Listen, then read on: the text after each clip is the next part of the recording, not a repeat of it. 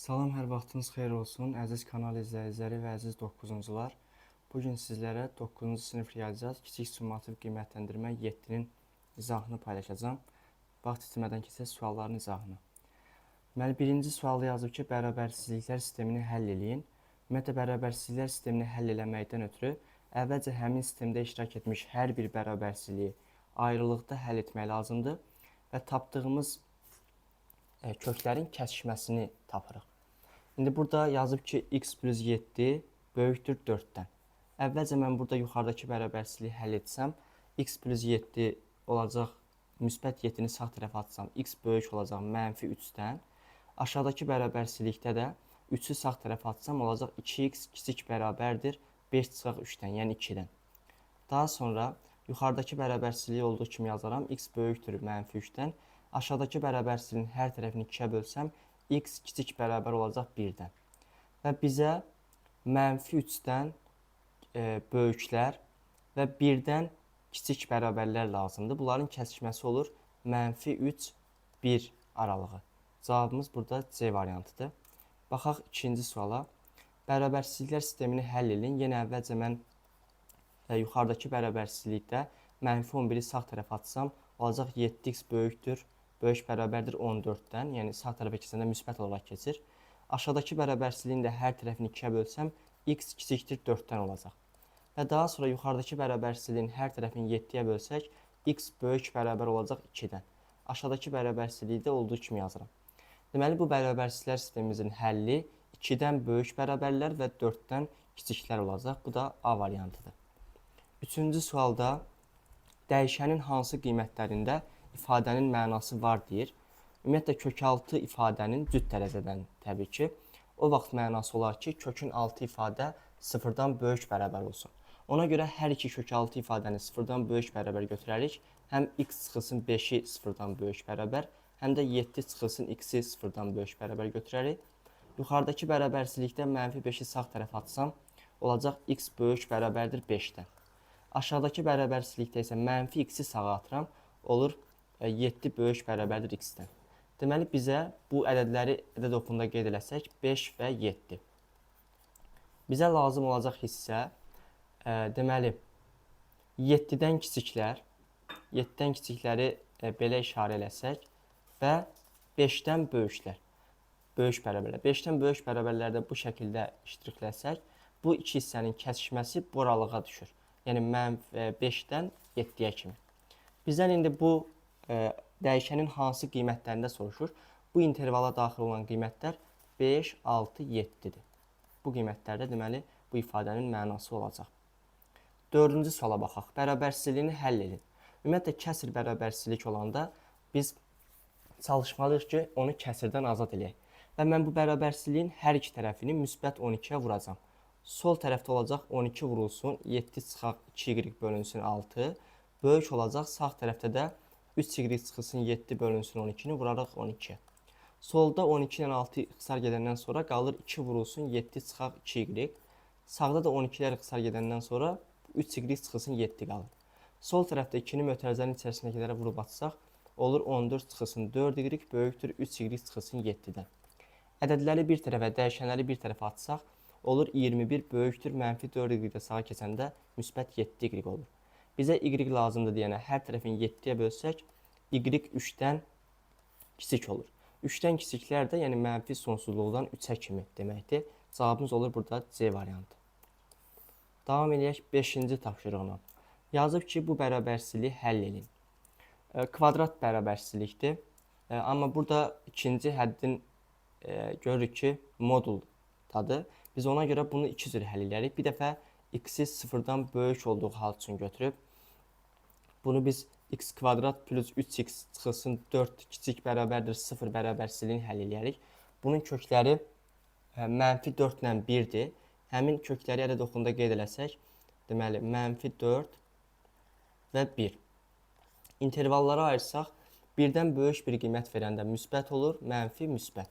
Bizə mənfilər lazımdır deyənə mənfi 4, 1 aralığını götürürük. Və ikinci halda x-in 0-dan kiçik olduğu hala baxırıq. Bunda isə x kvadrat çıxılsın 3x çıxılsın 4 kiçikdir, kiçik bərabərdir 0 bərabərsizliyini həll edirik. Bunun kökləri isə 4 və mənfi 1-dir. 4 və mənfi 1. Yəni, burada mənfi 1-i burada qeyd edərik, 4-ü də burada qeyd edərik. Daha sonra bunu da intervallara ayırsaq, 4-dən böyük bir qiymət verəndə müsbət olur, mənfi müsbət. Bizə mənfilər lazımdır deyənə mənfi 1, 4 aralığı olur. Tapdığımız hər iki aralığın kəsişməsinə baxsaq, bunların kəsişməsi mənfi 1, 1 aralığına düşür. Cavabımız olur burada B variantı. Daha sonra 6-cı tapşırığa baxaq. Yazır ki, bu bərabərsizliyin tam həllərinin sayını tapın. Ümumiyyətlə, modul bərabərsizliklər belə həll olunur. Məsələn, modulda x kiçikdir A bərabərsizliyi verilibsə, burada x mənfi A-dan böyük olur, A-dan isə kiçik olur. Buradakı bərabərsizlikdə də 2x minus 5 mənfi 9-dan böyük olacaq, müsbət 9-dan isə kiçik olacaq. Və mən bərabərsizliyin hər tərəfinə müsbət 5 əlavə eləyərəm. Burada olacaq mənfi 4, burada olur 2x, burada da olur 14. Daha sonra bərabərsizliyin hər tərəfini 2-yə bölsək, olacaq x böyükdür mənfi 2-dən, kiçikdir 7-dən. Tam həllərin sayını istəyir. Bu bərabərsizliyi ödəyən tam həllərimiz mənfi 1, 0, 1, 2, 3, 4, 5 və 6-dır. Bizdən bunların sayını istəyir. Bunları saysaq görərik ki, 8 dənə ədəd var burada. Daha sonra davam eləyək 6-cı tapşırıqla. 6-cı tapşırıqda yazıb ki, bu bərabərsizliklər sisteminin ən böyük tam həllini tapın. Əvvəlcə yuxarıdakı bərabərsizlikdə dəyişənləri bir tərəf, ədədləri bir tərəfə atarıq. Sol tərəfdə olacaq 12 plus 8, 20. Sağda da mənfi 2x sağa keçəndə müsbət 2x olaraq keçir, olur 5x. Və aşağıdakı bərabərsizlik üçün də bərabərsizliyin sol tərəfi üçün, daha doğrusu gəlin bunun hər tərəfini 5-ə vuraq. Olacaq 5 vurulsun, x çıxılsın, x çıx 4 bölünsün 5. Böyük olmalıdır, sağı da 1-i də 5-ə vuranda olur 5-dən. Yuxarıdakı bərabərsizliyin hər tərəfini 5-ə bölsək, x kiçik olur 4-dən. Aşağıdakı bərabərsizliyin sol tərəfini 5-ə vurub atsaq, olacaq 5x çıxılsın x plus 4 böyük olmalıdır 5-dən.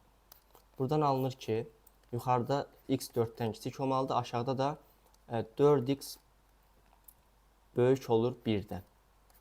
Deməli, bir də yazsaq bunları, x 4-dən kiçik və hər tərəfini 4-ə bölsək, olacaq x 4-də 1-dən böyük.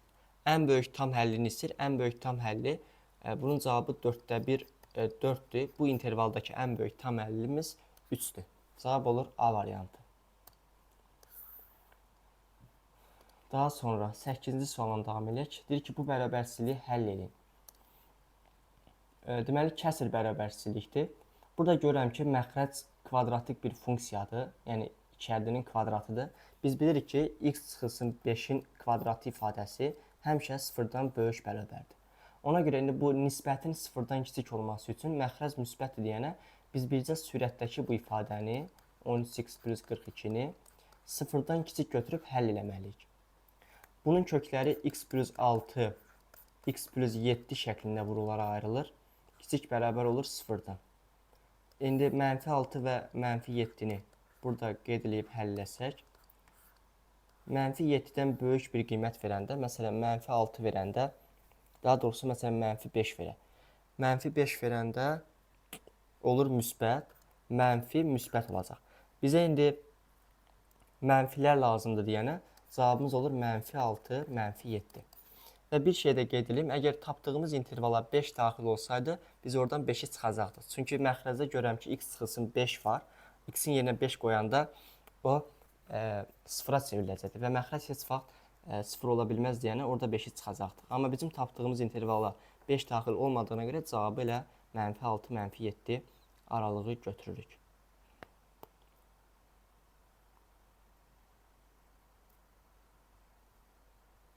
Baxaq 9-cu suala. Deyir ki, bu bərabərsizliyi həll edin. Mən yenə aşağıdakı bərabərsizlik görürəm ki, bu kvadrat üçhədliyə baxsaq, mənfi x kvadrat plus 8x minus 15. Burada deməli, a sıfırdan kiçikdir və diskriminant da yox, bunu deyə bilmərik. Əvvəlcə belə eləyək də bunu. Yuxarıdakı vurub açaq, x minus 3-ü 5 minus x-ə vuranda olur deməli 5x çıxılsın x kvadrat, çıxılsın 15, üzərinə gəl 3x. Məxrəcdə də mənfi x kvadrat plus 8x minus 15 böyük bərabərdir 0-dan. Daha sonra buradan sürəti bir qədər sadələşdirsək, olur mənfi x kvadrat plus 8x minus 15 bölünsün mənfi x kvadrat plus 8x minus 15 böyük bərabərdir 0-dan. Bunların nisbəti 1 olur. 1 böyük bərabər olur 0-dan. Bizə bilir ki, həmişə onsuz da 1 0-dan böyük bərabərdir. Ona görə bu bərabərsizliyimizin həlli mənfi sonsuzluq müsbət sonsuzluqdur və yaxud da r həqiqi ədədlər çoxluğunda x daxildir r şəklində yaza bilərsiniz. 10-cu suala baxaq. Yazıb ki, bu bərabərsizliyin ən kiçik tam həllini tapın. Mən bu bərabərsizliyi həlləmək üçün bu kök 6 bərabərsizlikdir. Bunun hər tərəfini gəlin kvadrata yüksəldək. Sol tərəfdə olacaq kök 6-da 3x çıxılsın 5-in kvadratı, kiçik olmalıdır 2-nin kvadratının. Buradan 3x çıxılsın 5 kiçik olur 4-dən, 3x kiçik olur 9-dan və x də kiçik olur 3-dən.